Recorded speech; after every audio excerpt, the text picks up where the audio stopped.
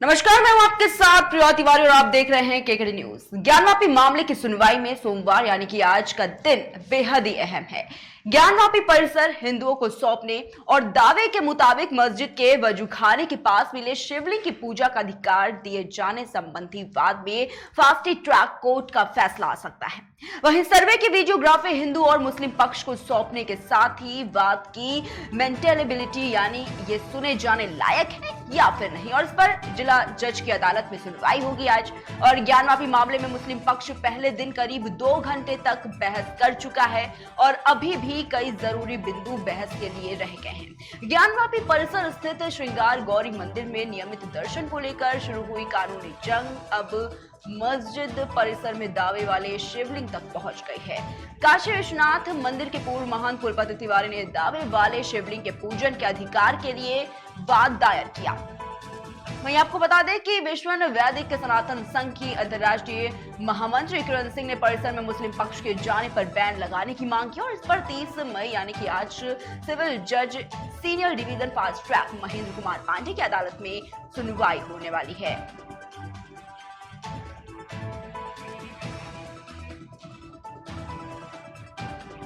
तो आज चर्चा करने के लिए हमारे साथ जुड़े हैं आशीष वाजपेयी, भारत रक्षा मंच से ये हमारे साथ जुड़े हुए हैं। इसके साथ ही विवेक पांडे अधिवक्ता है, ये हमारे साथ जुड़े हुए हैं चर्चा करने के लिए। इसके साथ ही साथ मुस्लिम धर्मगुरु हमारे साथ रियाज उल्लाह जुड़ चुके हैं। तो आप सभी का सबसे पहले बहुत बहुत स्वागत है जुड़ने के लिए। सबसे पहला सवाल मेरा है रियाज उल्लाह से। रियाज उल्लाह जी, किस तरीके से आप देख रहे हैं कहीं ना कहीं जो मामला है वो तूल पकड़ता हुआ नजर आ रहा है अब, और आज जिस तरीके से मामले में सुनवाई भी होने वाली है, क्या लगता है?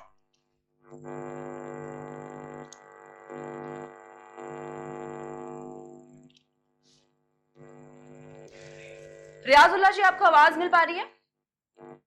आवाज में बहुत खरखराहट है, नेट कनेक्शन में थोड़ा सा इशू है, देख लीजिए, चेक करवा लीजिए प्लीज। बहुत खरखराहट है आवाज में। ठीक है।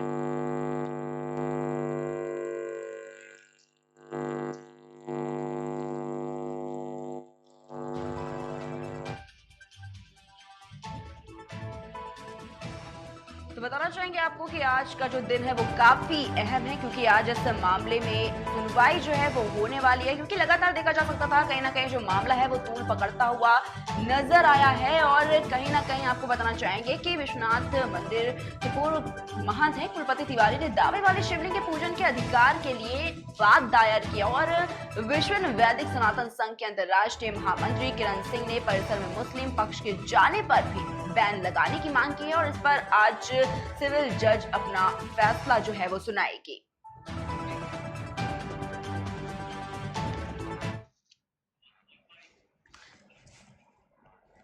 रियाजुल्लाह जी, आपको आवाज मिल पा रही है? जी, मिल रही है।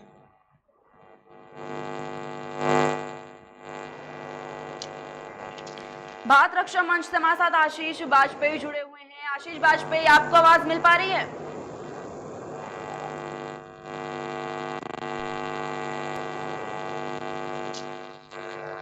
आशीष वाजपेयी जी, आवाज मिल पा रही है आपको?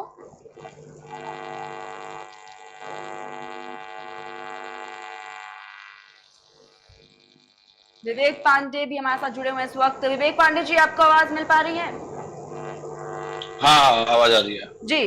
तो विवेक पांडे जी, आपसे ही शुरुआत कर लेते हैं। क्या लगता है किस तरीके से अब जो फैसला आज सुनाने जा रही है सिविल जज, क्या लगता है किसके पक्ष में ये फैसला होगा? क्योंकि लगातार ये जो विवाद है वो तूल पकड़ता हुआ भी कहीं ना कहीं नजर आया, अपने अपने पक्ष की जो बात रखी गई। तो आज की जो सुनवाई होने वाली है वो काफी ज्यादा अहम भी मानी जा रही है इसी के लिए। देखिए, बहुत बहुत धन्यवाद आपके मंच को और पूरे मंच के पैनलिस्ट को भी, सारे सभी लोगों को बहुत धन्यवाद देता हूं कि आप लोग इतने अच्छे विषय पे यहाँ पे आज सुबह सुबह चर्चा में आए हैं। आज बहुत स्पष्ट रूप से मैं आपको बता देता हूं कि 26 मई को जो केस सुना गया था, मेंटेबिलिटी यानी 711 सेक्शन 711 के ऊपर जो सुनवाई होनी थी कि रिट याचिका पहले तो वो एडमिट होगी या नहीं होगी, क्या ये मेंटेनेबल है या नहीं है।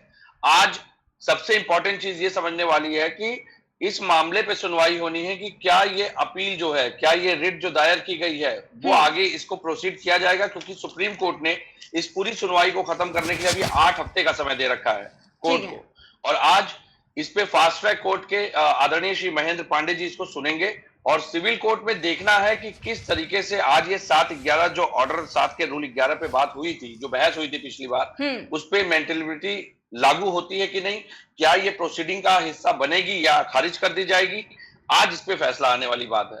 तो अभी बहुत जल्दबाजी करने की जरूरत नहीं है इस देश को और दोनों समुदाय के लोगों को, क्योंकि एक अधिवक्ता होने के नाते भी मैं आपको बता दूं, ये एक सिविल सूट है और सिविल सूट में लिमिटेशन से लेके पोजीशन से लेकर के आपके 7/11 मेंटेबिलिटी से लेकर के कई ऐसे तथ्यों का आकलन किया जाएगा जो कि इस पूरे वाद के आगे बढ़ने या निरस्त होने के कारक बनेंगे।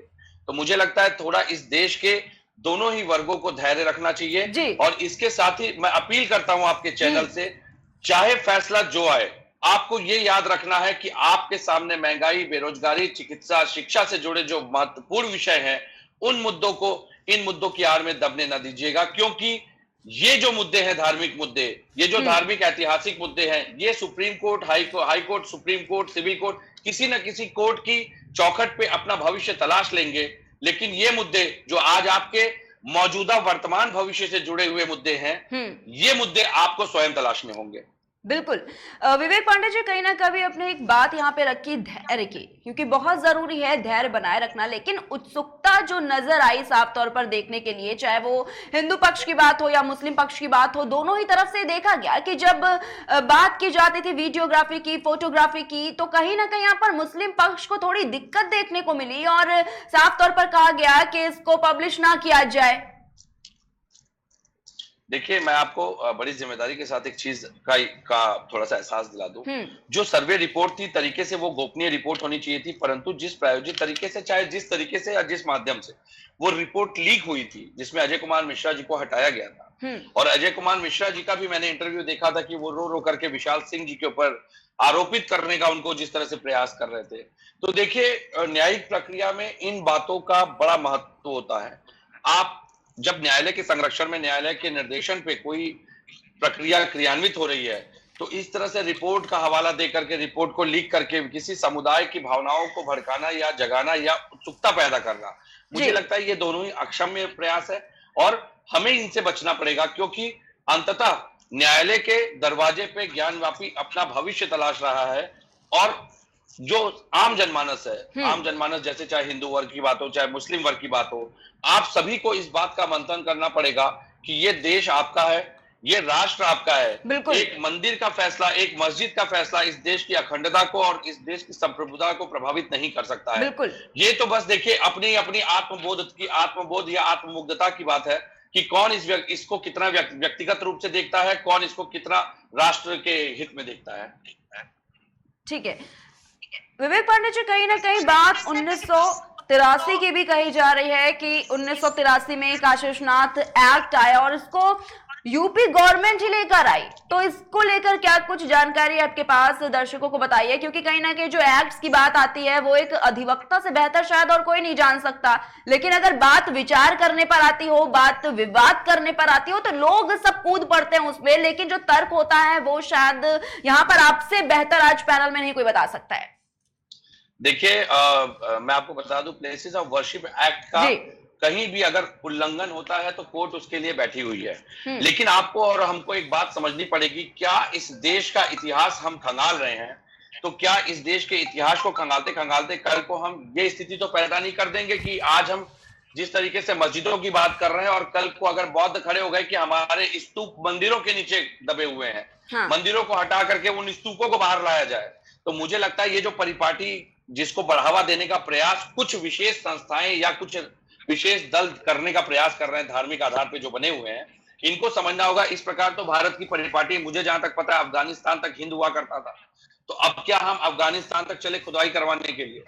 मुझे लगता है कि थोड़ा सा इस बात को समझना पड़ेगा कि आज भारत को राष्ट्रगुरु बनाने के लिए आपको विकास के पैरामीटर पे बात करने की जरूरत है, बेरोजगारी को हटाने की बात करने की जरूरत है। उत्तर प्रदेश में 37-38% मध्यम वर्गीय आंकड़ा जो कि बेरोजगारी के दायरे में आ चुका है, उसको किस तरीके से इस बेरोजगारी या किस तरीके से गरीबी रेखा से बाहर लाया जाए, उस पे काम करने की जरूरत है, न कि इन मुद्दों में भ्रमित करके जनता को आपसी सौहार्द बिगाड़ करके इस राष्ट्र का आप क्या संदेश देंगे, देश के बारे में क्या संदेश जाएगा अंतरराष्ट्रीय पटल पे? आज अगर जो उन्माद ये चाहते हैं कुछ विशेष लोग, आज उन्माद अगर हो जाता है, ये हिंदू मुस्लिम की परिधि जो है ना मैडम, ये हमारे देश के सबसे पिछड़े होने का कारण रही है शुरू से। जबकि इस देश की आजादी में दोनों ही धर्मों, दोनों ही संप्रदायों का पूरा सहयोग रहा है, लेकिन कुछ विशेष मानसिक लोग जो कि राजनीतिक भीड़ खड़ी करके इनको भ्रमित कर देते हैं। मुझे लगता है कि अब ये आम जनता को समझना पड़ेगा कि आपका भविष्य न्यायालय की रूपरेखा पे आधारित है कि आपका भविष्य मंदिर मस्जिद के बाहर सड़क पे आधारित है। ये आपको स्वयं आकलन करना पड़ेगा। जी बिल्कुल। रियाजुल्लाह मुस्लिम धर्मगुरु जुड़े हुए हमारे साथ, इनके पास भी आएंगे। रियाजुल्लाह जी, आपके पास आऊंगे और सवाल यही है आपसे कि हिंदू पक्ष दावा कर रहा है कि ज्ञानवापी परिसर में शिवलिंग पाई गई है, लेकिन मुस्लिम पक्ष का ये कहना है कि वो कोई शिवलिंग नहीं है, वो एक फाउंटेन है, वो एक फव्वारा है।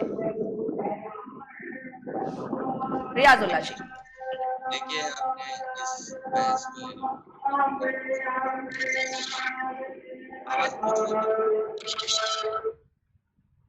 आवाज पहुंच रही मेरी? जी रियाजुल्लाह जी। हाँ, तो मैम ये मामला कोर्ट में चूंकि है, हाँ, और इससे पहले कौन दावा कर रहा है कौन नहीं दावा कर रहा है, सबसे पहले तो ये कोर्ट डिसाइड करेगा कि किसका दावा सही है किसका दावा नहीं सही है, ये केस सुनने के लायक है कि नहीं लायक जी। ये विवाद जो है बहुत लंबे समय से चला आ रहा था। पिछले 400 साल पहले क्या हुआ था, आज के जमाने में अगर हम इतिहास को खोदने बैठेंगे तो जाहिर हम अपने इस देश के भविष्य के साथ खिलवाड़। अगर हम इतिहास को सुधारने जाएंगे जी, तो जाहिर है कि आज के भविष्य पे जो मुद्दे हैं उनके हम पीछे छोड़ रहे हैं। भारतीय जनता पार्टी की जब से सरकार आई है, लगातार वो जमीनी मुद्दे, महंगाई, बेरोजगारी, इस पर बात ना करके वो अपने सहयोगियों से या उनके जो राजनीतिक दोस्त हैं या गैर राजनीतिक दोस्त हैं उनके सहयोगियों से ऐसे मुद्दे जानबूझकर पैदा करते हैं। अच्छा। जिनसे ये बुनियादी मुद्दे दब जाते हैं। और ये चूंकि मामला मस्जिद हो या मंदिर हो, जो भी विवादित मामले हैं वो कोर्ट में है, और हम लोग संविधान को मानने वाले हैं, संविधान के रक्षक हैं, हम लोग संविधान की लड़ाई लड़ने वाले हैं। इस देश का हर नागरिक संविधान की हर बात मानता है। कोर्ट का जो भी फैसला होगा वो चाहे हिंदू पक्ष हो चाहे मुस्लिम पक्ष हो, उसको एक्सेप्ट होगा। और जैसा पीछे बाबरी मस्जिद के मामले में भी हुआ है, तो हमें अभी इंतजार करना पड़ेगा कि कोर्ट इसको सुनवाई के लायक मानता है कि नहीं मानता है, क्या फैसला देता है, हमें उस पर विचार करना होगा और उस पर इंतजार करना होगा जी। और अभी दोनों समुदायों को कोर्ट पर भरोसा है, न्यायिक प्रक्रिया पे भरोसा है देश की, और लोग न्याय के लिए इस देश के कोर्ट पे भरोसा करते हैं। और सबसे अपील है कि सब शांति बनाए रखें और इस मुद्दे को सड़क न लाके कोर्ट में ही रखें। ठीक है रियाजुल्लाह जी, कहीं ना कहीं जो हिंदू पक्ष है वो ये दावा करता है कि 1669 में औरंगजेब जब थे तब उन्होंने यहाँ पर मंदिर को तोड़कर मस्जिद का निर्माण करवा दिया, लेकिन उसके बाद मुस्लिम जो पक्ष है वो ये बात मानने को तैयार नहीं है। उनका कहना है कि यहाँ पर शुरू से ही मस्जिद थी, यहाँ पर कोई मंदिर नहीं था। अगर इतिहास के पन्नों को पलटने की बात अभी आप कर रहे हैं, इतिहास के पन्नों को भी पलट कर देखेंगे तो कितना पन्ना पलटा जाएगा, कितने इतिहास की गहराई में उतर कर देखेंगे। लेकिन ये जो औरंगजेब की बात अब यहाँ पर आ गई, मुगल की बात आ गई, ये क्या है? मैम देखिए, ये विवाद अगर 1659 तक जाएंगे तो उससे पहले का विवाद है। हाँ। ये 1100 में कुतुबुद्दीन ऐबक ने सबसे पहले क्या किया था, उसके बाद रानी अहिल्याबाई होलकर ने क्या किया था, उससे पहले राजा टोडरमल ने क्या किया, फिर औरंगजेब ने। तो ये तो एक लंबा इतिहास है। उससे पहले 1100 शताब्दी से पहले वहां पे क्या था उस पर भी बहस जाएगी। अभी हिंदुस्तान के बहुत सारे मंदिर ऐसे हैं जो बौद्ध धर्म के प्रतीक चिन्हों को तोड़कर बनाए गए हैं। तो अगर कोई बौद्ध निकल के आएगा वो कहेगा इतिहास में पीछे जाएंगे तो हमारे जो है धर्म स्थलों पे कब्जा करके मंदिर बनाए गए हैं। तो ये लड़ाई बड़ी बड़ी है। और मेरा मानना है कि 15 अगस्त 1947 को जब इस देश की आजादी मिली, उस वक्त जो एक्ट बनाया गया वो 91 में, तो 91 के वर्षिप एक्ट में एक चीज क्लियर है कि 15 अगस्त 1947 में जिस भी धार्मिक स्थल की जो भी स्टेटस है उस स्टेटस को हम मेंटेन रखेंगे। हाँ। अब वो उसको उस वर्षिप एक्ट के अंतर्गत मानती है कि नहीं मानती है, इसका इंतजार करना पड़ेगा। और रही बात इतिहास में आक्रांताओं की, तो आक्रांताओं का अगर उन्होंने हमारे देश पे कब्जा किया है या कोई गलत काम किया है तो उसको आज की पीढ़ी से इस हिंदुस्तानी मुसलमान से उसको जोड़ने का कोई मतलब नहीं बनता है। और ये चूंकि कोर्ट का मामला है, कोर्ट की ठीक परिधि में है आता है। रियाजुल्लाह जी, लेकिन इस बात पर आप अपना क्या तर्क रखना चाहेंगे? क्योंकि जिस तरीके से हिंदू पक्ष का ये कहना है, सुन लीजिए, हिंदू पक्ष का ये कहना है कि औरंगजेब ने मंदिर को तुड़वाकर मस्जिद का निर्माण करवा दिया। क्या ये बात सही थी? आप तो जानकार होंगे, इसके बारे में पता भी होगा आपको।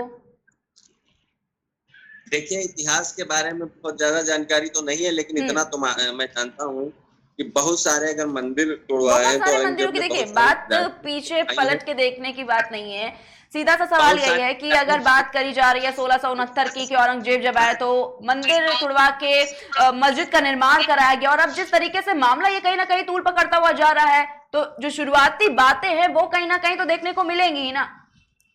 अगर मैम हम इतिहास खंगालेंगे हाँ।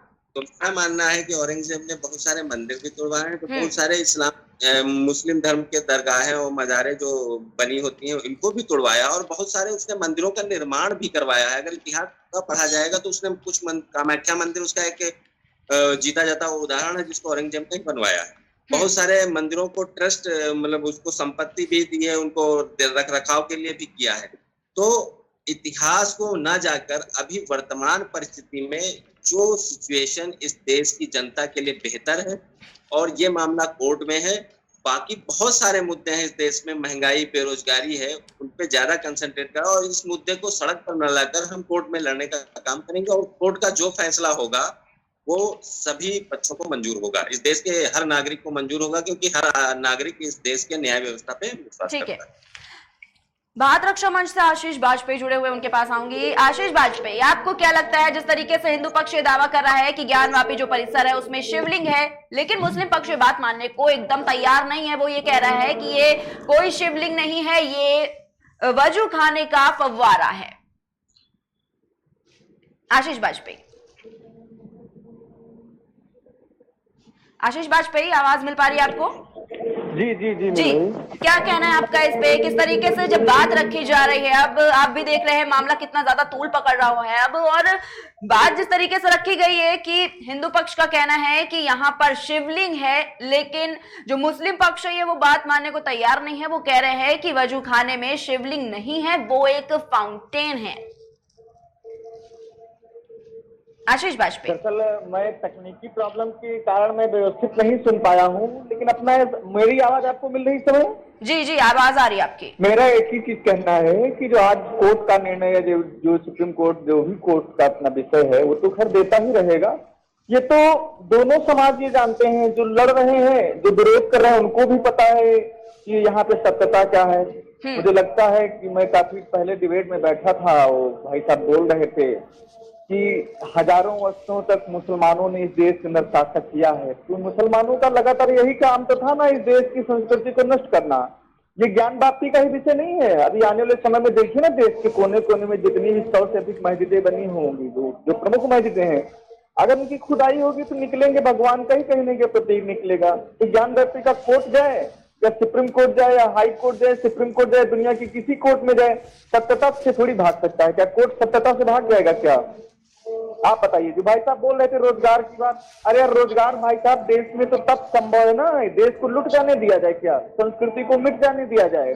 लेकिन राजनीति में, आशीष बाजपेयी जी, राजनीति में बहुत सारी बातें होती रहती है। बेरोजगारी का मुद्दा हो, महंगाई का मुद्दा हो, शिक्षा का मुद्दा हो, कई मुद्दे हैं, लेकिन ये मुद्दा अब राजनीति से जुड़े, यहाँ पर धर्म की बात अब आ गई है, आस्था की बात आ गई है। तो यहाँ पर बेरोजगारी और क्या पार्टियां कर रही हैं, क्या सत्ता पार्टी कर रही है, क्या विपक्ष कर रही है, इससे यहाँ पर कोई देखिए मतलब नहीं है। मामला सुप्रीम कोर्ट का है। ये हिंदू पक्ष और मुस्लिम पक्ष जो अपने अपने दावे यहाँ पर कर रहे हैं, अगर हिंदू पक्ष कुछ कह रहा है वो मुस्लिम पक्ष मानने को तैयार नहीं है, मुस्लिम पक्ष जो कह रहा है वो हिंदू पक्ष मानने को तैयार नहीं। तो सत्ता को यहाँ पर मत जोड़िए, यहाँ पर राजनीति बातें कुछ नहीं हो रही हैं, क्योंकि इसका जो ताल्लुकात है वो किसी भी पार्टी से नहीं देखिए है। अब बातें पार्टी वाले जोड़ रहे हैं, इसमें राजनीति जोड़ी जा रही है, वो बात अलग है। अपने सनातन धर्म का विषय है, उसको राजनीति से नहीं जोड़ा जाना चाहिए, उसको बिल्कुल नहीं जोड़ा जाना चाहिए, बिल्कुल नहीं जोड़ा जाना चाहिए। पहचान है। अगर उस संस्कृति के लिए मुझे लगता है विपक्ष को, जो भाई साहब सामने बैठे हैं, मैं नाम से नहीं समझ पा रहा हूँ, जो सामने बैठे हैं उनको भी आगे आना चाहिए। क्योंकि मामला कैसे किसी देश को अगर बढ़ाना हो या मिटाना हो, अगर मिटाना है तो उसकी संस्कृति को नष्ट कर दो, अगर किसी संस्कृति को, देश को बढ़ाना है तो उसकी संस्कृति को आज भारत की संस्कृति को, हिंदू संस्कृति को विश्व के विभिन्न देश मानते हैं, लेकिन क्या कारण है अपने ही देश के अंदर लोग संस्कृति को मानने के लिए तैयार नहीं है? ये कहीं न कहीं जो पूर्वाग्रह जो इस देश के अंदर शासक रहे, जो इतिहास पढ़ाया गया, अकबर की या औरंगजेब का जो इतिहास लोगों ने पढ़ा है, इन लोगों के दिमाग में इतिहास का भूत सवार है जो उतार नहीं पा रहे हैं। अरे हमारे देवी देवता आस्था का केंद्र है हम सबके, और उनको आस्था के केंद्र के प्रतीक को कोर्ट में खींचा जा रहा है। ये भी बड़ा शर्म की बात है, ये भी दुर्भाग्य की बात है। चिंतन तो इस पे होना चाहिए, इस पे ना चिंतन करते हुए। लेकिन अगर कोर्ट में नहीं खींचा जाएगा, जो हिंदू संस्कृति को आगे बढ़ा रहे हैं, कोर्ट में नहीं खींचा जाएगा तो ये मामले का हल कहां से निकलेगा? कह रहे हैं कोर्ट लेके जा रहे हैं, तो इतनी दुर्भाग्य की बात है। बिल्कुल दुर्भाग्य की बात तो यहाँ पर है मैम। लेकिन सुनिए आशीष वाजपेयी जी, लेकिन कोर्ट में नहीं जाएगा तो इसका जो इतना विवाद बढ़ रहा है, इसका कैसे निष्कर्ष निकल पाएगा?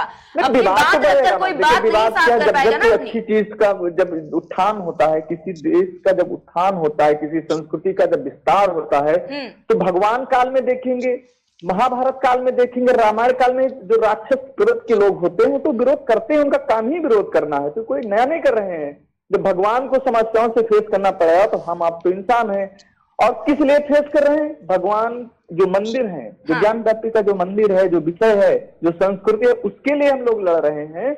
और अगर ऐसे राक्षस प्रवृत्ति के लोग या देश विरोधी मानसिकता के लोग, संस्कृति विरोधी मानसिकता के लोग अगर सामने उनको कड़ाई से लड़ा जाएगा, इसमें कौन सी बड़ी बात है? मंदिर का विषय था, 30 सालों तक लगभग इस देश के हिंदूवादी विचारधारा के लोगों ने लड़ाई लड़ा ना मंदिर। अभी अखंड भारत का विचार है मैम, 30 साल कम से कम लड़ना होगा, 15 साल लड़ना होगा, पुनः भारत अखंड भारत का हिस्सा होगा।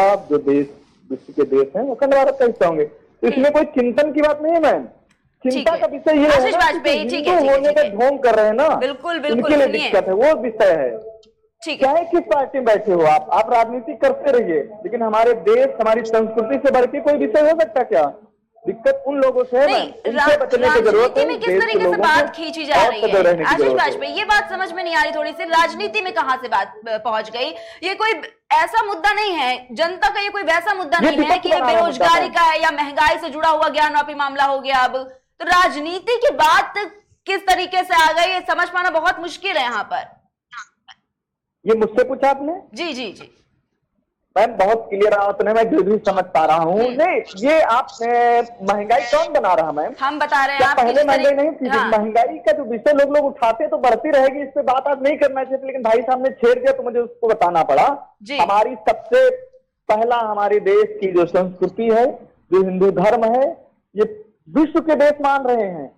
और विश्व के देश में जहां तक आप विश्व के देश जब इस न्याय प्रक्रिया में, जब भगवान भारत की जो संस्कृति, भारत के जो भगवान के प्रतीक जो मंदिर है, उनको तो कोर्ट कचहरी खींचा जाता होगा, तो बाहर के लोगों में भारत की संस्कृति, भारत के विरोधी और कट्टरपंथी जिहादी मानसिकताओं की विचारधारा क्या जाती होगी, उनको समझ रहे हैं लोग, बाहर के भी लोग समझ रहे हैं। कौन से लोग हैं कि अपने ही भगवान गॉड को मानने वाले लोग उस देश के जहाँ की संस्कृति पूरा विश्व मानता, उस संस्कृति के विरोध में उसी देश के लोग निकल आते हैं, PIL डाल देते हैं। लेकिन मानने को कहाँ तैयार हैं आशीष वाजपेयी? कई तरह के जो तर्क रखे हिंदू पक्ष ने, शिवलिंग मिला और भी कई चीजें। हम आपको बता दें कि दीवार पर मंत्र मिले हैं खुदे हुए, स्वास्तिक की आकृतियां मिली हैं, 8 कलाकृतियां मिली है, मूर्ति रखने की जो स्थान है वो मिले हैं, लेकिन मुस्लिम पक्ष नहीं मान रहा ना इस चीज को।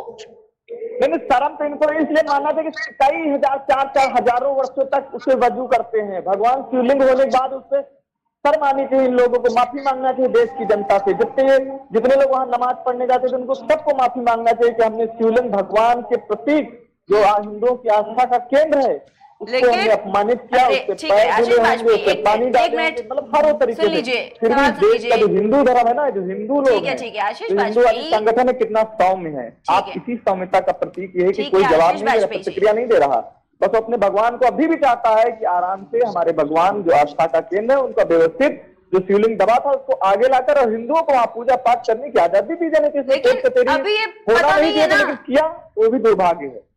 आशीष वाजपेयी जी, सवाल सुन लीजिए। अभी उनको पता कहाँ है, अभी इस चीज का फैसला कहाँ आ गया कि वो शिवलिंग ही था?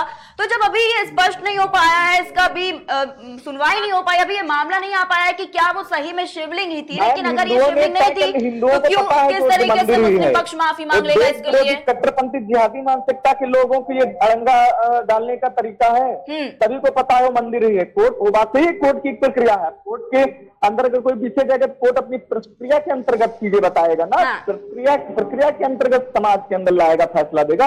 लेकिन हिंदुओं को ये पता है वो मंदिर है, तो शिवलिंग मंदिर है। और बहुत दुख की बात है कि देश के अंदर, अपने ही देश के अंदर हिंदुओं को जो बहुसंख्यक है, जो 80% हिंदू होते हैं, वो अपने ही प्रतीक भगवान, सबसे बड़े भगवान जो भगवान शंकर, उनका लिंग शिवलिंग को इतने वर्षों तक दबाया रखा गया। और उसको क्या बोलते हैं, फव्वारा। हाँ। अरे क्या ये देश विरोधी लोग रहे हो या अकबर की या औरंगजेब की औलादों ने 400 साल पहले फव्वारा लगाया होता है? किसी मैदान में फव्वारा नजर आता है? परंतु इनको इस पे मांगना चाहिए, चिंतन और चर्चा का विषय ये होना चाहिए था। लेकिन दुर्भाग्य से इस पे कोई बात नहीं करने वाला है। ये बड़ी विडंबना का विषय है मैम। ठीक है, ठीक है, ठीक है। रियाजुल्लाह जी, आपके पास आना चाहूंगी। जिस तरीके से ये हिंदू पक्ष दावा कर रहा है कि कुंड के बीचों बीच शिवलिंग थी, ठीक है, दीवार पर मंत्र था। अब सुनिएगा ध्यान से, तीनों जो लोग पैनल पे मौजूद हैं, सभी से एक ही बात रखना चाहूंगी मैं यहाँ पर कि देखिए, हिंदू पक्ष ने दावा किया कुंड के बीचों बीच शिवलिंग है, ठीक है। मुस्लिम पक्ष ने कहा कि नहीं, कुंड के बीचों बीच फव्वारा है। फिर हिंदू पक्ष की तरफ से दूसरा दावा किया गया, दीवार पर मंत्र खुदे हैं। लेकिन मुस्लिम पक्ष की तरफ से कहा गया दीवार पुरानी होने की वजह से यह सिर्फ भ्रम है, यहां पर कोई मंत्र नहीं है, ठीक है। उसके बाद हिंदू पक्ष की तरफ से एक और दावा किया गया, स्वास्तिक की आकृतियां दिखी हैं। मुस्लिम पक्ष नहीं, स्वास्तिक नहीं, ये ताखा है, ठीक है।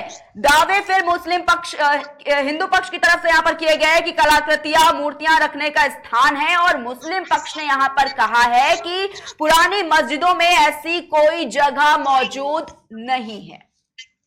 रियाजुल्लाह जी, इसी पर आपसे जवाब लेना चाहेंगे कि बात शिवलिंग की सिर्फ नहीं है। देखिए, बहुत सारी बातें, आप भी लगातार जुड़े रहते हैं डिबेट्स में, आपको भी पता है नंदी जो है उनका मुंह उस तरफ है, गणेश जी की दीवार है, बहुत से ऐसे तर्क हैं। देखिए, शिवलिंग की बात करके यहां पर बात नहीं हो पा रही है, बहुत से ऐसे तर्क है, लेकिन सरासर उसको गलत साबित कर देना कि नहीं ऐसा कुछ नहीं है। वहां पर 5 या 4 ऐसे जो दावे किए गए हैं, उससे ज्यादा भी कहीं ना कहीं बात बढ़ती जा रही है, सबको गलत बता दिया गया।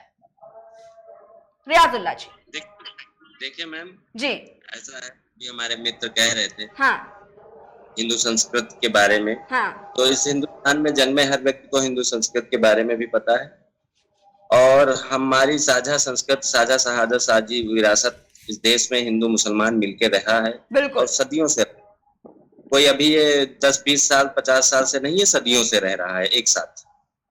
अब आक्रांताओं ने क्या किया, उससे आज के मुसलमानों को ना जोड़ा जाए। और ये मैम आप भी मानती हैं और हमारे मित्र भी मानेंगे कि वो मामला कोर्ट में क्या है। उनका दावा है कि वो शिवलिंग है, दूसरे पक्ष का दावा, मुस्लिम पक्ष का दावा है कि वो फव्वारा है, और 400 साल वहां पे उनका कब्जा है, नमाज वो पढ़ रहे हैं। तो हमारे मित्र को भी भरोसा होगा कि कोर्ट जो फैसला देगा वो मानेंगे, हमको भी भरोसा है कोर्ट जो फैसला देगा हम भी मानेंगे, और आपको भी भरोसा होगा जो कोर्ट फैसला देगा वही सही। क्योंकि कहीं ना कहीं सुप्रीम कोर्ट का जो भी फैसला होगा वो सर्वोपरि होता है, तो इसमें ना मानने वाली शायद कोई बात नहीं यहाँ पर, ठीक है। जी रियाजुल्लाह जी, अपनी बात रखिए। ये जो दावे हैं इतने सारे, ये सारे दावे कौन इसका निर्णय करेगा? इसका निर्णय कोर्ट करेगा, और मामला कोर्ट में है। तो हम हिंदू पक्ष जो दावा कर रहा है, जो मुस्लिम पक्ष दावा कर रहा है, ये दूध का दूध और पानी का पानी। जब एएसआई का सर्वे होगा, उसका शिवलिंग की जांच होगी, सारी वीडियोग्राफी रखी जाएगी, कोर्ट एक एक पे सुनेगा, जो उसको उचित लगेगा, या जो सबूतों के आधार पे, या जो आस्था के आधार पे, जैसे बाबरी मस्जिद का फैसला आस्था के आधार पे दे दिया गया, सबूत के नाम पे वहां पे नहीं था कुछ भी, लेकिन वो आस्था के आधार पे दे दिया गया। तो न्यायालय जो भी फैसला करेगा वो इस देश के हर नागरिक को स्वीकार होगा। हाँ, एक बात और है, भारतीय जनता पार्टी और उनके सहयोगी, और दूसरी तरफ मुस्लिम पक्ष की तरफ एक आधे नेता हैं जो भाजपा के ही सहयोगी हैं, और उन मुद्दों को उछाल देते हैं। जब मामला कोर्ट में है तो पब्लिकली इसका ट्रायल करना, मीडिया में ट्रायल करने का कोई औचित्य नहीं बनता है। अगर भाजपा के प्रवक्ता बोलते हैं हाँ वो दावे के साथ शिवलिंग ही है, वो दावा नहीं करते, वो तो एग्जैक्ट कहते हैं कि वो हिंदू मंदिर ही है और शिवलिंग ही है। हाँ। ऐसे मुसलमान पक्ष में एक पार्टी है हैदराबाद की, उनके नेता कहते हैं वो मस्जिद ही है, मस्जिद ही है। ये जो जिद वाली बात है, और ये दोनों एक दूसरे के सहयोगी हैं और दोनों मुद्दों को उछाल के अपनी राजनीति का केवल उल्लू सीधा कर रहे हैं, 2024 के चुनाव का माहौल बना रहे हैं। हमारा मानना है जो मामला कोर्ट में है उसका जो फैसला कोर्ट करेगा, इस देश के हर नागरिक को वो फैसला मंजूर होगा। और अगर मान लिया सेशन कोर्ट या जिला न्यायालय का फैसला नहीं मंजूर होगा तो हाई कोर्ट जाएगा, हाई कोर्ट नहीं मंजूर होगा तो सुप्रीम कोर्ट जाएगा, सुप्रीम कोर्ट का फैसला आएगा। आखिरकार इसका फैसला, इस विवाद का फैसला न्यायालय ही करेगा और इस पर राजनीति नहीं होनी चाहिए, इसका पब्लिकली ट्रायल नहीं होना चाहिए। दावे अपने अपने हैं लेकिन उन दावों पे निर्णय तो कोर्ट ही करेगा ना। बिल्कुल ठीक है रियाजुल्लाह जी, बहुत अच्छे से आपने अपनी बात रखी यहाँ पर। लेकिन एक सवाल जवाब दे दीजिए इस बात का कि जब बात की जाती है वीडियोग्राफी की सर्वे के दौरान, जब बात फोटोग्राफी की जाती है, तो इसमें दिक्कत क्यों हो रही है मुस्लिम पक्ष को? अगर हिंदू पक्ष कहता है कि चलिए ठीक है, जो भी है वो तो सुप्रीम कोर्ट के पास जा रहा है, वो तो किसी भी राजनीतिक मुद्दे पे नहीं पढ़ना चाह रहा, तो सीधा सा सवाल यही है कि अगर बात रखी जा रही है यहाँ पर, अगर बात वीडियोग्राफी की जाती है, फोटोग्राफी की जाती है, तो मुस्लिम पक्ष को क्यों दिक्कत हो रही है यहाँ पर? क्यों वहां पर मना किया जा रहा था? पहले भी बात यह हुई, वहां पर भी मनाही आई है मुस्लिम पक्ष की तरफ से, और अब जब मान गए तो अब ये कहा जा रहा है कि नहीं नहीं, इसको पब्लिक मत कीजिए। क्यों पब्लिक करने में क्या दिक्कत है? किस तरीके से माहौल खराब हो जाएगा देश का? देखिए ये एक लीगल ऑब्जेक्शन, जब वीडियोग्राफी की गई तो मुस्लिम पक्ष का मानना है, जो लगातार दलील दे रहा है कि ये वर्शिप एक्ट 1991 के अकॉर्डिंग इस पर कोई भी सुनवाई करने का कोई वो नहीं बनता है।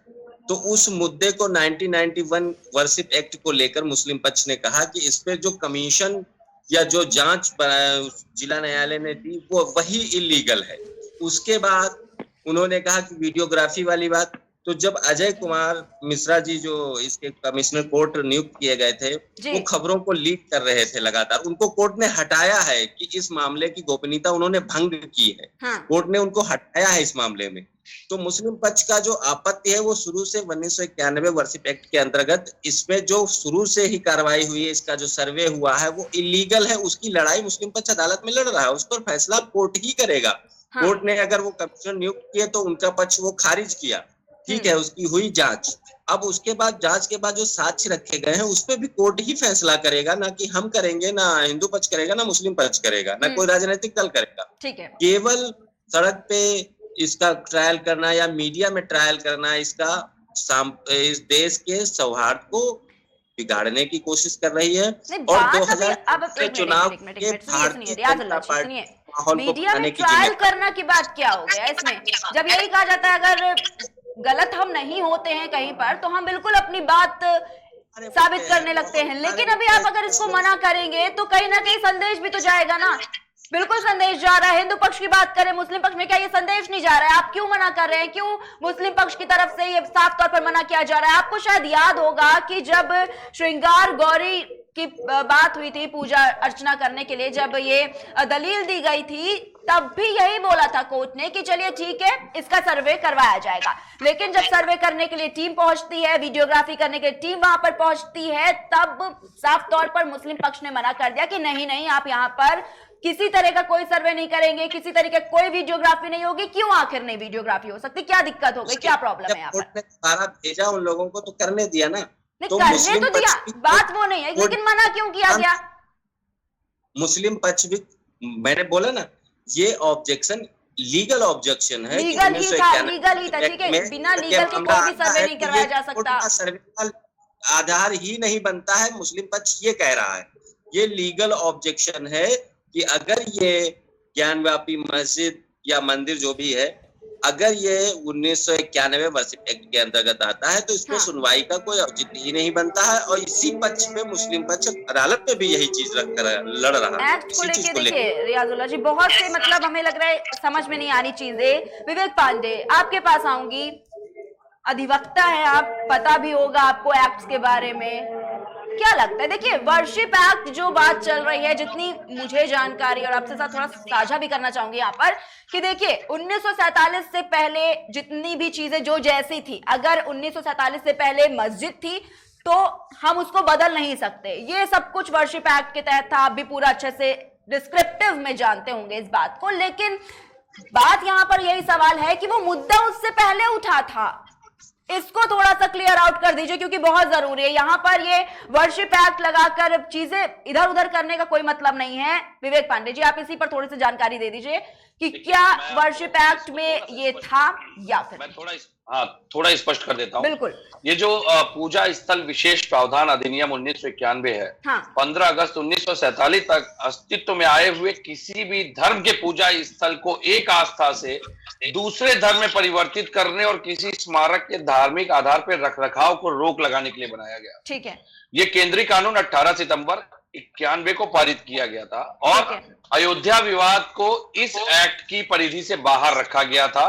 अभी मैं आपको इस पे थोड़ा सा स्पष्टीकरण देता हूं। इस एक्ट के अधिनियम 234 को स्वामी जितेंद्रानंद सरस्वती ने सर्वोच्च न्यायालय में एक याचिका दायर कर चैलेंज भी किया कि उन्होंने कहा था कि अधिनियम की धारा 3 पूजा स्थलों के रूपांतरण पर यह कहते हुए रोक लगाती है कोई भी व्यक्ति किसी भी धार्मिक संप्रदाय या किसी भी वर्ग के पूजा स्थल को एक ही धार्मिक संप्रदाय से एक अलग वर्ग के पूजा स्थल में परिवर्तित नहीं करेगा। अब देखिए, मुद्दे की बात है, सरकारों को यह बात बखूबी पता थी कि अयोध्या प्रकरण के बाद इस तरह के मुद्दे इस देश में उठने लाजमी है और इतिहास में जिस तरीके की दुर्भावना कुरीतियों की बात जब होती है तो मुझे लगता है कि मैं दोनों अगर पक्षों की बात करूं तो ये पक्ष मुझे कभी मीर कासिम, कभी जयचंद, कभी मान सिंह, कभी मीर जाफर, कभी मीर सादिक, कभी पुष्यमित्र सुंग, कभी राजा आम्बिक, कभी राजा पुरु, तात्या टोपे मानसिंह की कहानी, चंद्रशेखर आजाद के परिप्रेक्ष्य में वीरभद्र तिवारी। तो मुझे लगता है कि ये इतिहास अगर आप खंगालने जाएंगे ना तो ये कीचड़ दोनों के हाथ में लगेगा। और अभी एक जिम्मेदार, मुझे आपत्ति हमेशा, देखिए हिंदू संगठन के जो प्रवक्ता थे उन्होंने एक शब्द कहा, दिखावटी हिंदू। आप हिंदू होने का सर्टिफिकेट बांटने के चक्कर में आज आप धरातल पे अपनी अस्तित्व को तलाशने में लगे हुए हैं। आप अपने ही लोगों को अपने साथ नहीं ले पाते क्योंकि आप सर्टिफिकेट बांटते हैं दिखावटी हिंदू का। आप दिखावटी हिंदू की बात करते हैं तो मैं इनसे पूछना चाहूंगा कि चारों पीठों के जगत गुरु आदिदेव जगत गुरु शंकराचार्य कभी किसी हिंदू कार्यक्रम में आपके मनोनीत पार्टी के क्यों नहीं दिखाई देते भाई? ये तो शास्त्र संपन्न व्यवस्था दी गई है। बहरहाल मैं हिंदू धर्म पे यहाँ पे तर्क और कुतर्क करने नहीं बैठा हूं। मेरी आपत्ति केवल यह है कि जब आप किसी गंभीर विषय पे बात करते हैं तो वहां पे इस तरहीन भाषा का प्रयोग नहीं करना चाहिए। इससे आपके शब्दों की मर्यादा के साथ आपके संगठन की मर्यादा का चरित्र भी दिखाई देता है। जो मामला न्यायालय में है उस मामले को न्यायालय निस्तारित कर रहा है, न्यायालय निस्तारित करेगा। उस पर भी इन्होंने एक टिप्पणी की कि न्यायालय हम क्यों जाएं, न्यायालय से ही क्यों? अरे इस देश की एक संवैधानिक व्यवस्था दी गई है और अगर आपको इस देश को संवैधानिक व्यवस्था से नहीं मानना है तो आप इसको क्या फांसीवादी मानसिकता से चलाएंगे? आप गलत को भी सही बताने का प्रयास करेंगे। अगर ऑब्जेक्शन है, अगर विवाद है, न्यायालय में है, न्यायालय इसीलिए बनाए गए हैं, न्यायालय को अपना काम करने दीजिए। आप अपनी आपत्ति तब दर्ज कराते हैं, मैं इनको तब सही मानता हिंदू संगठनों को, जब वो कहते हैं कि जब तक इसका पूरा निर्णय नहीं आ जाता है, अगर वो शिवलिंग ही चलिए मान लेते हैं तो आप ये कहते हैं उस स्थान को सील करने की जगह कम से कम उस शिवलिंग को तब तक बाबा विश्वनाथ के परिसर में स्थापित करके उसकी पूजा की अनुमति मिले। आपने ये मांग तो करी नहीं, आप तो बल्कि वाहवाही करने लगे कि परिसर सील कर दिया गया। हाँ। परिसर पहले भी सालों साल सील था, आज भी सील है, तो इसमें आपने कोई नया क्या करके दिखा दिया? 30 साल और लड़ेंगे, 30 साल इस मंदिर का चलेगा, उसके बाद 30 साल लक्ष्मण टीले का चलेगा, उसके बाद 30 साल फिर उसके जन्मभूमि का चलेगा। मतलब इस देश के पास, इस देश के विकास को मंदिर और मस्जिद से ही जोड़ करके आप दिखाएंगे क्या? आप हिंदू संगठन बन के आते हैं, आप मुस्लिम संगठन बन के आते हैं। मैं तो दोनों पक्षों से आज पूछता हूं एक अधिवक्ता होने की हैसियत से, क्या कभी इस देश के विकास से जुड़ी कोई प्रारूप को लेकर के कभी किसी के पास गए आप? क्या जो बच्चे इको गार्डन में बैठ करके बेरोजगारी को लेकर 9500 एसआई भर्ती को लेकर धरने दे रहे हैं, उसमें आपने देखा कितने हिंदू हैं, कितने मुस्लिम हैं? वो तो सारे धर्म के बच्चे हैं। हाँ। लेकिन मानसिकता सबसे बड़ी दिक्कत यह है, आप अपने राजनीतिक खोए हुए अस्तित्व को केवल हिंदू मुस्लिम मंदिर मस्जिद से तलाशने का प्रयास करते हैं, जो पहले से अपना भविष्य मंदिर न्यायालय के परिसर के दरवाजे की कोर्ट के चौखट पे तलाश रहा है। और मुझे लगता है अभी भी युवा जागृत है। युवा तो नहीं भटकेगा। हाँ, संगठनों के साथ क्या समस्या है, कोई चाहे हिंदू हो चाहे मुस्लिम, ये छोटे छोटे संगठन जो क्षेत्रीय संगठन होते हैं, ये अपना अस्तित्व तराशने के लिए, गुडबुक में आने के लिए बड़े राजनीतिक दलों के पीछे छोटे छोटे झंडे लेकर चलने का प्रयास करते हैं कि कहीं से कोई पद या कोई लाभ मिल जाए, सरकार है तो मुझे लगता है न्यायालय की प्रक्रिया में हस्तक्षेप ना करते हुए न्यायालय के ऊपर दबाव बनाने का काम ना करिए। हाँ। न्यायालय इसको बहुत अच्छा नहीं मानता है। न्यायालय इसको कंटेम्प्ट ऑफ कोर्ट की परिधि में जिस दिन ले लेगा ना आपके संगठन के, और आप दोनों, आप हिंदू हो चाहे मुस्लिम हो, दोनों सबके संगठनों के अस्तित्व पे सवाल उठने लगेगा। उस न्यायालय को कलम चलाने भर की देर होती है प्रतिबंधित करने के लिए। ठीक है, तो मुझे लगता है न्यायालय को चुनौती मत दीजिए सड़कों पे आकर के। चुनौती कोई नहीं देने जा रहा है। विवेक पांडे की बात है।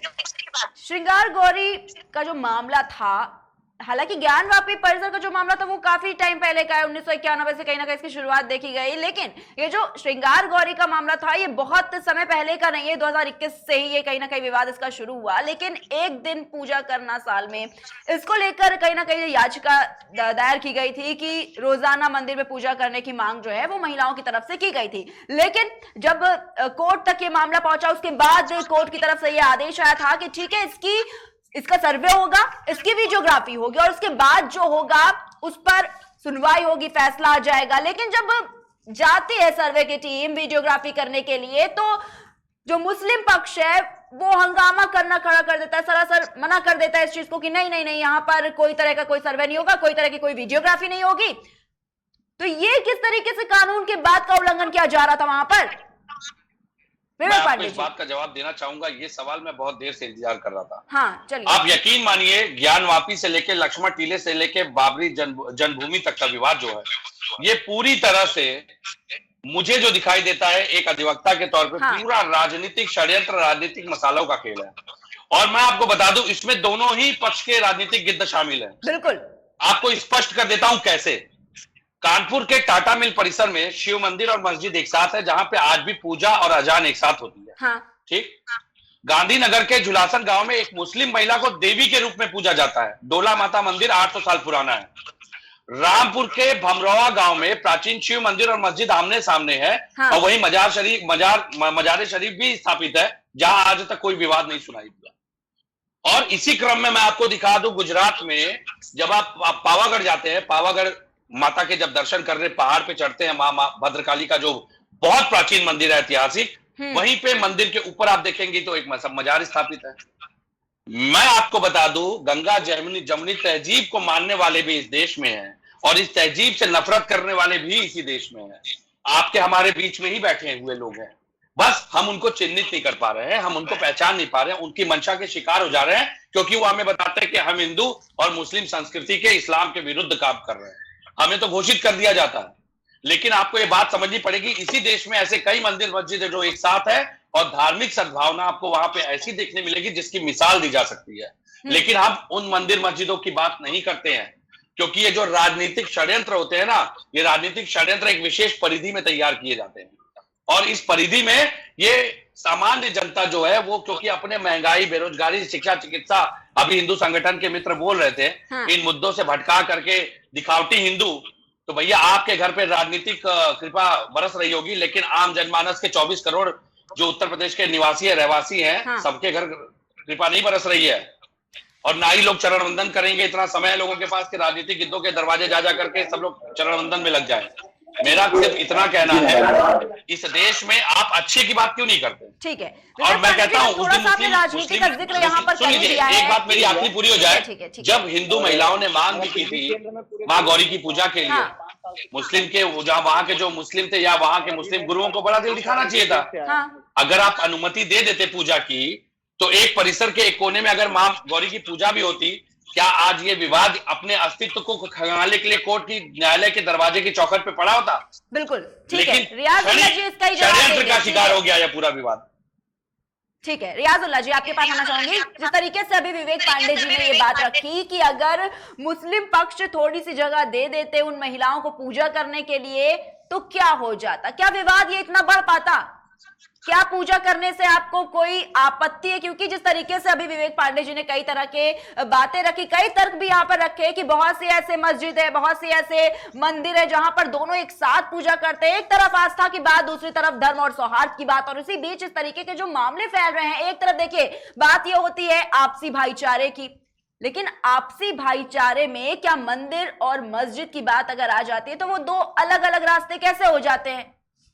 रियाजुल्लाह जी, आप अपनी बात रख सकते हैं यहाँ पर। हमारे अधिवक्ता साथी ने जब वो बात बोली है, हाँ, तो उसी में उन्होंने जवाब भी दे दिया है कि ये जो मैं पहले से बोल रहा हूँ कि ये मुद्दे उठते नहीं है, इनको बाकायदा षड्यंत्र का शिकार करके उठाया जाता है और ये चुनावी राजनीति के लिए, अपने हित साधने के लिए, और जिस इन हिंदू मुस्लिम के मुद्दों को उठाने में सबसे ज्यादा पार्टी का फायदा हुआ है, इतिहास में उठा के देख लीजिए, चुनावी राजनीति में सबसे ज्यादा जिसको फायदा हुआ है अभी तक, वही पार्टी इस साजिश का शिकार होती है। हाँ। गौरी श्रृंगार की पूजा की बात है तो साल में एक बार, मुझे जैसा ज्ञात है कि साल में एक बार अभी भी लगातार हर वर्ष होती रही है। हाँ।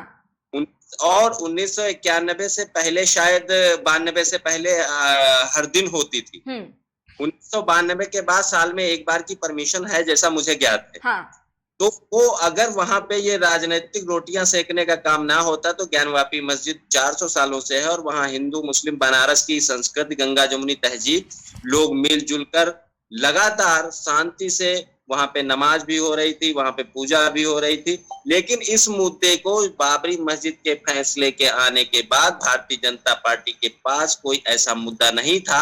हाँ। तो उन्होंने एक नया मुद्दा ये पैदा किया जिससे 2024 का चुनाव को वो साध सके। सीधा है कि ये मुद्दे मतलब ये जो पूरा मामला चल रहा है, जो पूरा विवाद चल रहा है, 2024 की तैयारी है। ठीक है, इसी पर आशीष वाजपेयी जी, जरा सा आप भी अपना यहाँ पर अपना बात रख दीजिए, क्योंकि विवेक पांडे जी ने भी राजनीति की बात कह दी, रियाजुल्लाह जी ने भी अपनी बात राजनीति की यहाँ पर रखी है कि 2024 की तैयारी है ये सिर्फ, और कुछ नहीं है। आशीष वाजपेयी जी, क्या लगता है जो विपक्ष अब ये भी बात उठा रहा है, अब राजनीति की बात हो ही गई है तो थोड़ा सा और एक सवाल सुन लीजिए कि जिस तरीके से अयोध्या में हुआ तो वो चुनाव की तैयारी के चलते ये सब देखने को मिल रहा है। अब एक और बात आ गया, एक और मामला सामने आ गया, ज्ञानवापी परिसर का मामला। तो क्या है, ये सब राजनीति के तौर पर खेला जा रहा है?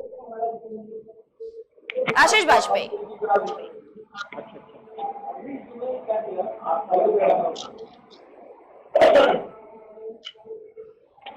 हेलो आशीष वाजपेयी, आपको आवाज मिल पा रही है? जी मैम, जी मैम, जी कहिए। एक मिनट, दोबारा फाइल दोहरा दी मैं थोड़ा। बिल्कुल बिल्कुल आशीष वाजपेयी जी, देखिए, हेलो, जी जी, आवाज आपको क्लियर आ पा रही है कि नहीं आ पा रही है? हाँ मैम, एक बार रिपीट कर। जी मैम, ठीक है, सुनिए, देखिए, अब बात यहाँ पर जिस तरीके के तर्क और वितर्क पर शुरू हुई थी, अब यहाँ पर जो अधिवक्ता है विवेक पांडे जी, उन्होंने भी ये कहा कि कहीं ना कहीं राजनीति का खेल है।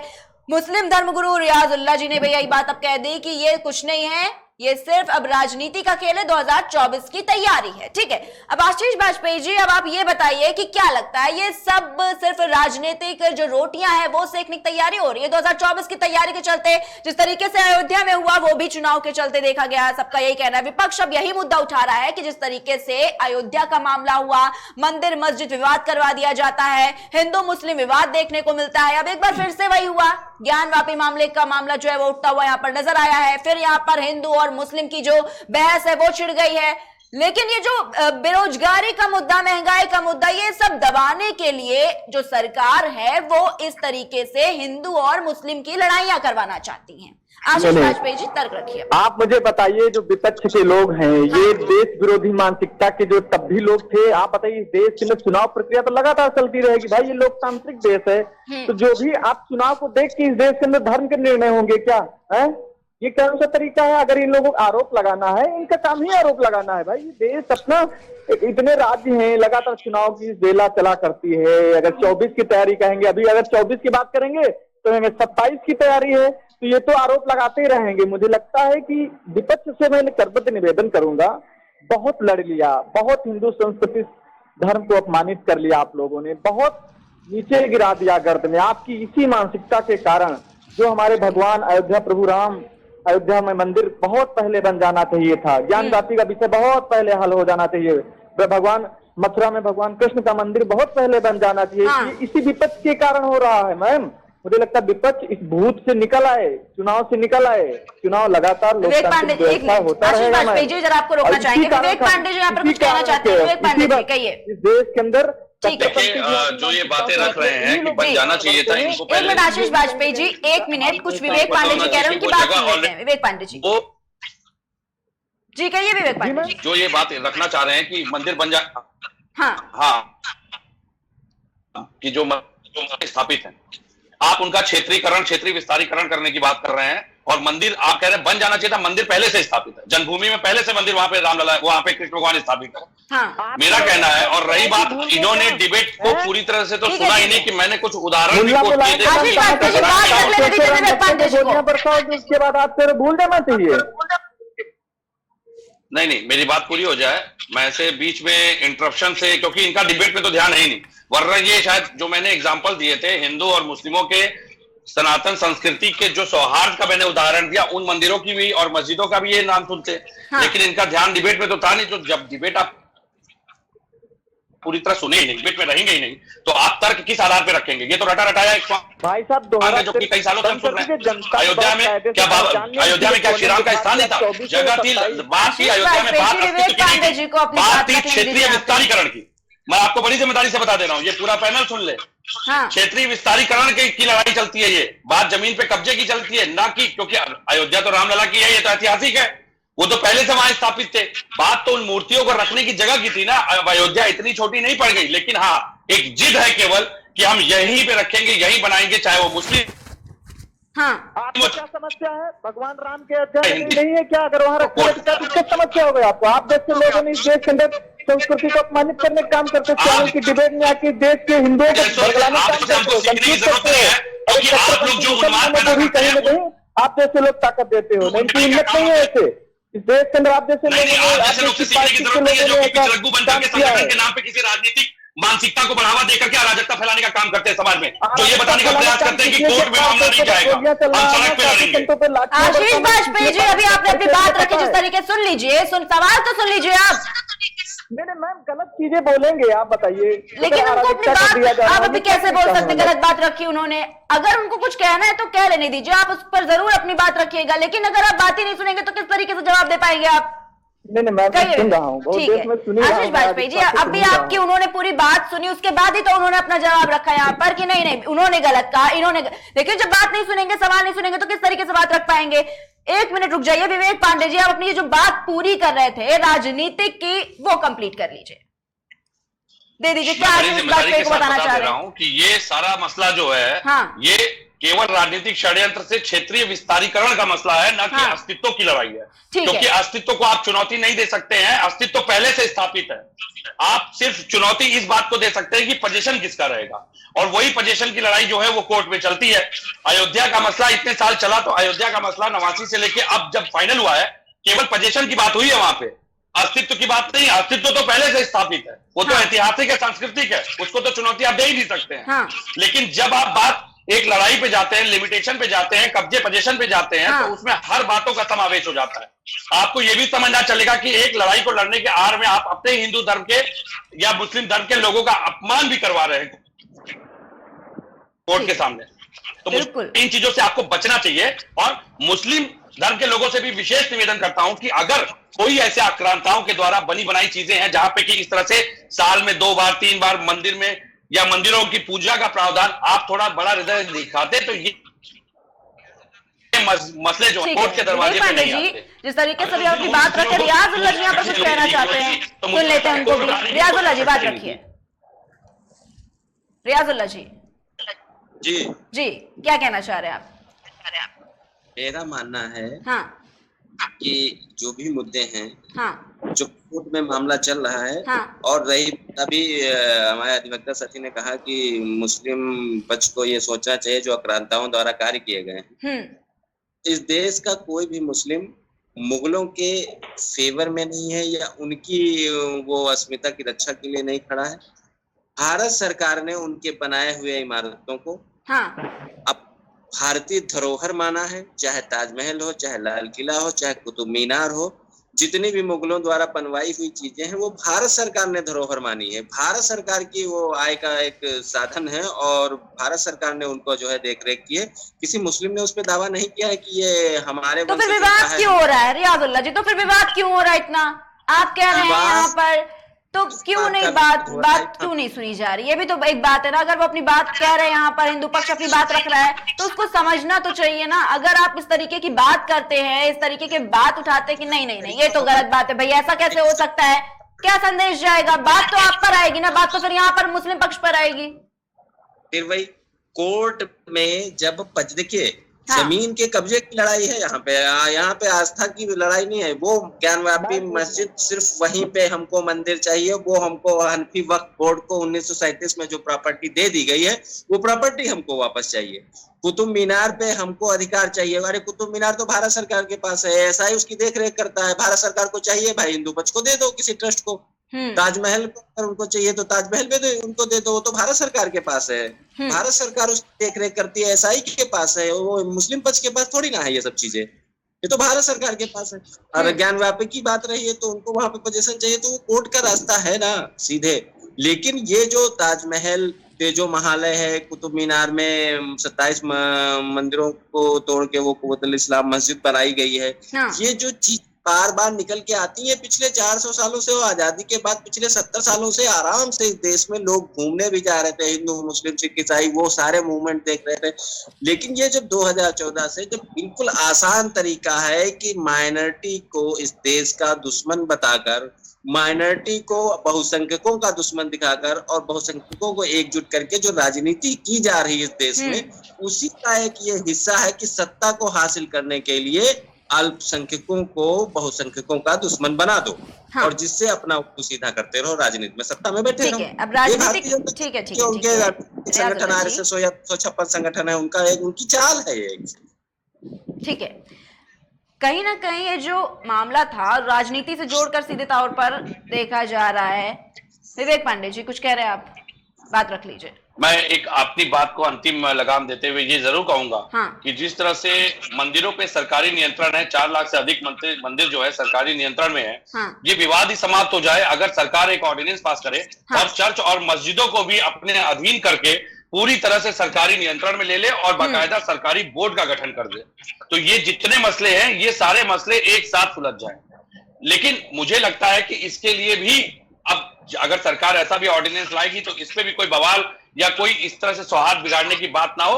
सारे मुस्लिम या जो अपने चर्च से जुड़े हुए लोग हैं, मैं तो सभी से निवेदन करूंगा, हिंदू धर्मों के लोगों से निवेदन करूंगा कि जैसे हमारे यहाँ शंकराचार्य की व्यवस्था है, इनके यहाँ भी धर्मगुरुओं की व्यवस्था है, इन सभी के नेतृत्व में ऑर्डिनेंस पास करते हुए सारे मंदिर मस्जिदों को सरकार, केंद्र सरकार अपने अधीन कर ले। ठीक है, सारा मसला एक साथ समाप्त हो जाए। ठीक है, विवेक पांडे जी एक सवाल का और जवाब दे दीजिए। जिस तरीके से हिंदू पक्ष के जो अधिवक्ता हैं, जो ये केस लड़ रहे हैं और कहीं ना कहीं अपनी बातें रख रहे हैं, सवाल सुन लीजिएगा, ये बात रख रहे हैं, ठीक है, भारतीय मंदिर शैली की कलाकृतियां हैं, दक्षिण में गणेश मंदिर की दीवारें हैं, फूल की 6 आकृतियां हैं, हाथी के सूंड की टूटी हुई कलाकृतियां हैं, वहां पर घंटी कलश फूल की आकृतियां है, खंबे पर सनातन हिंदू धर्म की 7 लाइनें खुद ही वहां पर मिली हैं।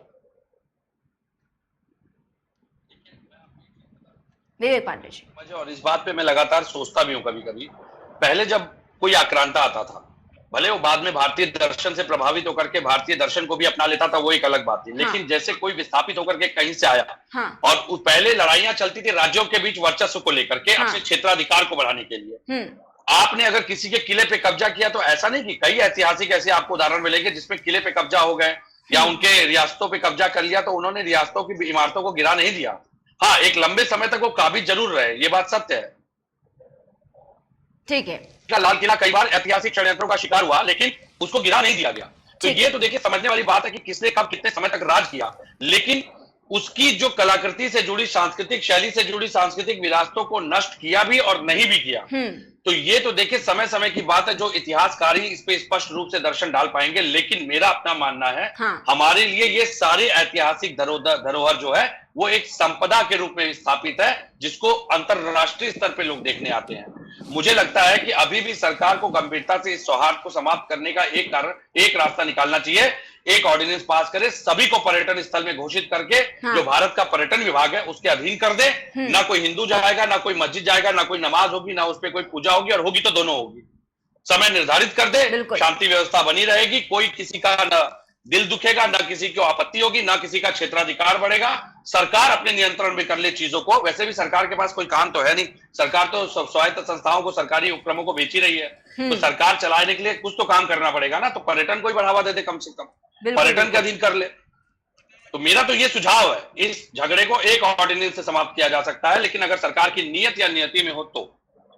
ठीक है। सरकार, देखिए विवेक पांडे जी, सरकार क्या काम कर रही है, खाली बैठी हुई है या काम कर रही है, इस पर कभी कोई ये मामला है नहीं, क्योंकि ये डिबेट हमारी इसके मुद्दे की नहीं है ना कि सरकार क्या कर रही है। राजनीति को हर एक बात पे देखिए मिलाना, हमें नहीं लगता कि ये सही है। आशीष वाजपेयी जी, आपके पास आऊंगी, किस तरीके से इसको देख रहे हैं आप, जिस तरीके से पूरी बात चल रही है, क्या लगता है कि ये जो साइंस मिले हुए हैं, ये जो एविडेंस मिले हुए हैं, इतने अभी बात आप लगातार सुन रहे होंगे, जिस तरीके से अभी मैंने बताया भी आपको कि ये चीजें जो मिली हुई है, जिस तरीके से हिंदू पक्ष के जो वकील है वो इस बात को रख रहे हैं, क्या सिर्फ इसको एविडेंस के रूप में मानना, क्या ये सही है? क्योंकि जिस तरीके से बात करें, मुस्लिम पक्ष बिल्कुल भी मानने को तैयार नहीं है। वो ये नहीं कह रहा है कि नहीं इस तरीके की चीजें कहां होती हैं, इस तरीके के है ही नहीं वहां पर। आशीष वाजपेयी, मैं बताना चाहूंगा, विवेक पांडे की बात अभी सुन रहे होंगे लगातार, बस इतने नहीं फंस गए। अभी कह रहे थे कि मुसलमान बहुत इससे दुखी हो चुका है। अरे यार, जानते हैं देश के अंदर मुसलमानों ने कट्टरपंथी क्या किया?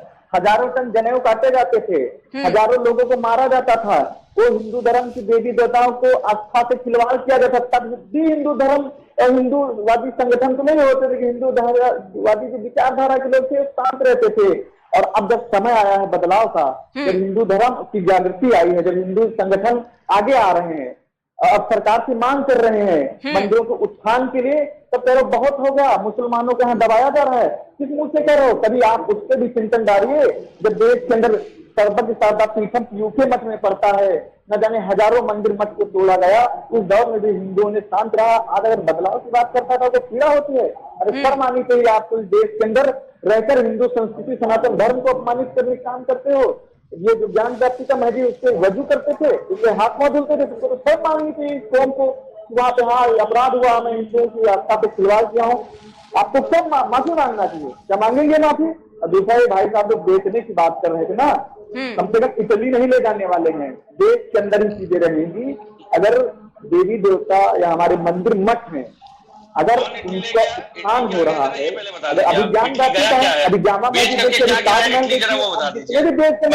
पार्टी का प्रवक्ता नहीं, बात करते समय अपने शब्दों को जरा मर्यादित रखना चाहिए। और इटली का एग्जांपल कांग्रेस वालों को दीजिए। बदलाव का दौर है और मुझे लगता है विवेक जी से ठीक है आशीष वाजपेयी जी कि यहाँ ये राजनीति का विषय नहीं, संस्कृति का विषय है और इसको सबको मिल के आगे आना चाहिए। अच्छा, तो बौद्ध कौन थे? आप इस पे भी प्रकाश डाल दीजिए, बौद्ध कौन थे, हिंदू या मुस्लिम? दे दीजिए आशीष वाजपेयी जी, विवेक पांडे जी जवाब दे दीजिए, सवाल का जवाब दे दीजिए। बौद्धों को आप किस धर्म सवाल सुन लीजिए आशीष वाजपेयी जी, सवाल सुनिए पहले जी, सवाल सुनिए मुझे विवेक ये बता पांडे जी। दीजिए, बौद्धों को किस धर्म से जोड़ के देखा जाए? बौद्धों को तो देश का हिंदू धर्म, हिंदू ही धर्म नहीं, पुष्यमित्र शुंग को पढ़ा है आपने, पुष्यमित्र शुंग को पढ़ा है आपने, पुष्यमित्र शुंग को पढ़ा है आपने, पुष्यमित्र शुंग के सहयोगी राजाओं को पढ़ा है। तो बौद्ध धर्म को किस धर्म से जोड़ा जाए? आशीष वाजपेयी जी कुछ बता ही रहे हैं, सुन लीजिए ना। निकले हुए चाहे बौद्ध हो, चाहे जो भी धर्म को मानने वाले अलग लोग, ये जो कट्टरपंथी की बात कर रहे हैं, जिनकी आप वकालत कर रहे हैं, ये भी हिंदू धर्म के, इनके पूर्वज हिंदू ही है, इनकी भी पता नहीं हिंदू संस्कृति है। जब बाहर मुसलमान कहीं जाता है तो हिंदू हिंदुस्तान का हिंदू मुसलमान बोला जाता है। आप जैसे लोगों ने वकालत करके इन लोगों को बोलने का मौका दिया है, इनके अंदर हिम्मत नहीं है, क्योंकि इनके जो शासक हुआ करते थे, अब समय बदल गया है।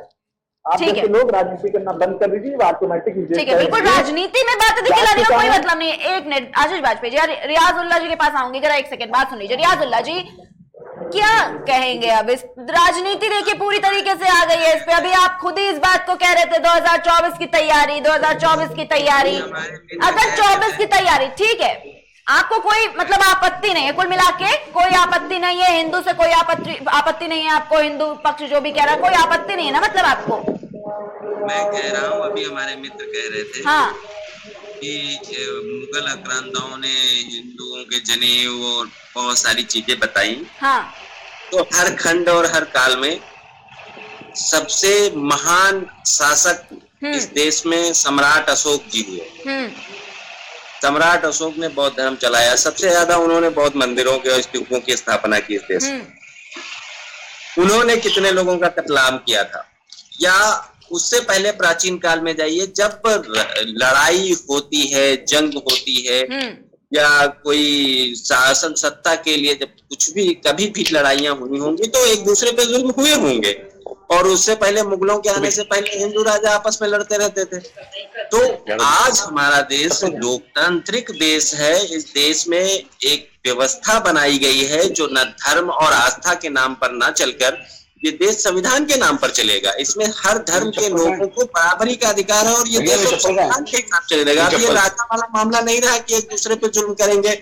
जो 400 साल पहले हुआ है वो आज वो बहुमत में है तो वो कर लेंगे, कल को कोई और बहुमत में आएगा फिर वो कर लेगा। तो ये व्यवस्था तो फिर वही वाली व्यवस्था जा रही है कि पीछे कोई किंगडम के लिए लड़ाई हो रही है, शासन सत्ता के लिए लड़ाई हो रही है। आज व्यवस्था है, मानसिकता वही है, लेकिन मानसिकता बना दिया गया है ना इसको। मानसिकता, संविधान की बात देखिए कहीं नहीं हो पाएगी। मानसिकता बना दिया है, हिंदू है वो, मुस्लिम है, ये मंदिर है वो मस्जिद है।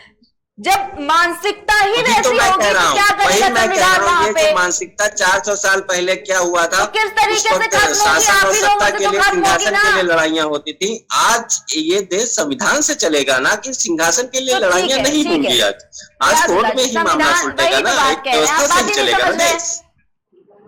समझना नहीं चाहते ना, बात ही नहीं समझ रहे ना आप यहाँ पर याजुल्ला जी। अभी आप कह रहे हैं मानसिकता से ये चल रहा है, ठीक है। मानसिकता इतनी ज्यादा बढ़ गई है ना कि आप संविधान नहीं समझ पा रहे हैं।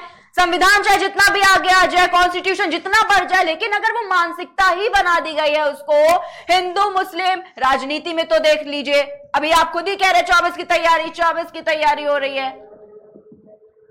जी बिल्कुल 24 की तैयारी हो रही है। और ये विवाद नहीं करना चाहिए ना। आप ये कैसे कह सकते हैं कि नहीं वो अभी तो फैसला नहीं आया है। जो लोग पार्टी बने हैं, बनारस में जो लोग पार्टी बने हैं या बाबरी मस्जिद में जो लोग पार्टी थे, जो वाकई में इन विवादों में पार्टी हैं, जो कोर्ट गए हैं, वो लोग अगर आपस में उनको छोड़ दिया जाए उनके विषय पे और इसको पूरे देश के सामने मीडिया ट्रायल और ये सब ना हो तो मामला सुलझ जाएगा। लेकिन इसमें चूंकि इसको देशव्यापी नहीं विश्वव्यापी विवाद खड़ा किया जाता है, उसके बाद इस पे अपनी राजनीतिक रोटियां सेकी जाती हैं। बाबरी मस्जिद में जो पक्षकार थे बाबरी मस्जिद के, जो लोग पक्षकार ही नहीं थे, भारतीय जनता पार्टी के लोग पक्षकार ही नहीं थे, वो दावा ठोक रहे हैं कि वो न मुकदमे में पक्षकार थे, ना उनका कोई मतलब था। रियाजुल्ला जी, वो लोग दावा ठोक रहे हैं। इसी तरह ज्ञानव्यापी में हो रहा है, जिनको कोई लेना देना नहीं उस मुकदमे में, जिनको विवाद में कोई पार्टी तक नहीं है, उनको जो है लड़ना है क्योंकि उनको अपनी राजनीतिक रोटियां सेक। चलिए ठीक है, एक बात बताइए, अभी आपने बोला राजनीति की बात यहाँ पर आप लेकर आए, कौन सी पार्टी यहाँ पर आगे बीच में, कौन सी पार्टी आगे ज्ञानवापी मामले के परिसर में, कौन सी पार्टी जो है वो मुस्लिम पक्ष के तर्क पर आ गई है और कह रही है कि नहीं ये चीजें गलत है, हम फैसला, इतना उत्सुकता किस बात की, कौन सी पार्टी दिखा रही है यहाँ पर? मुस्लिम पक्ष की तरफ से कौन सी पार्टी? हिंदू पक्ष की तरफ से तो देखिए साफ है, सभी जान रहे हैं, बात आ रही होगी। अवस्थी साहब है हमारे हैदराबाद के भाजपा के, आप मान रहे हैं इस चीज को? बिल्कुल मान रहा हूँ। भारतीय जनता पार्टी की वो मदद कर रहे हैं, इन मुद्दों को हवा देकर भारतीय जनता पार्टी की मदद करने का ही काम कर रहे हैं। उनको दोनों का लक्ष्य एक ही है, ध्रुवीकरण करो और भाजपा को सत्ता दिलाते रहो। अवैसी साहब का लक्ष्य है ये। ठीक है, अजदुद्दीन ओवैसी आ गए आपकी पार्टी में, मतलब आप अब वो पूरी तरीके से आ गए हैं और भाजपा का साथ दे रहे हैं कि उठाइए मामला उठा लीजिए अब अच्छे से। जी बिल्कुल।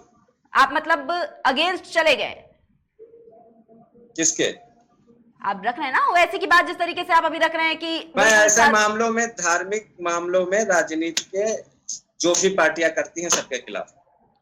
ठीक है, चलिए बहुत बहुत शुक्रिया आप सभी का हमारे साथ जुड़ने के लिए और अपनी अपनी राय यहाँ पर रखने के लिए, किस तरीके से तर्क और वितर्क रखे, बहुत बहुत शुक्रिया। हमारे साथ भारत रक्षा मंच से आशीष वाजपेयी जी जुड़े हुए थे इस चर्चा के लिए, इसके साथ ही अधिवक्ता हमारे साथ विवेक पांडे जी जुड़े हुए थे, इसके साथ ही साथ मुस्लिम धर्म गुरु हमारे साथ जुड़े हुए थे रियाजुल्ला, जिन्होंने अपनी बात यहाँ पर रखी, अपने तर्क रखे, अपने वितर्क रखे। जिस तरीके से बताया जा रहा है कि ज्ञानवापी मामले की आज सुनवाई होगी और आज ये साफ हो जाएगा।